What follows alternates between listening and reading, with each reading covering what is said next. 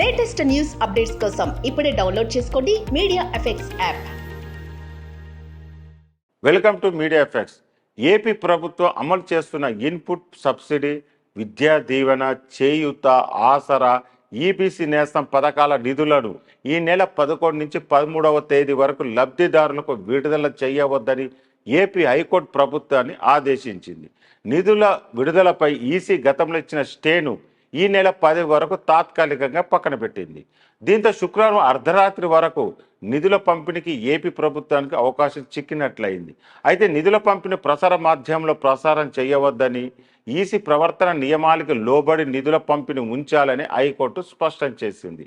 ఈ నెల 13న పోలింగ్ ముగిసే వరకు సంక్షేమ పథకాల నిధుల సొమ్ము 14,165 కోట్ల పంపిణీని నిలిపివేస్తూ ఈసీ నెల 9న ఆదేశాలు జారీ చేసిన విషయం తెలిసిందే. దీన్ని సవాల్ చేస్తూ పలువురు హైకోర్టును ఆశ్రయించారు. ఈ వ్యాఖ్యలపై గురువారం హైకోర్టులో వాదనలు జరిగాయి.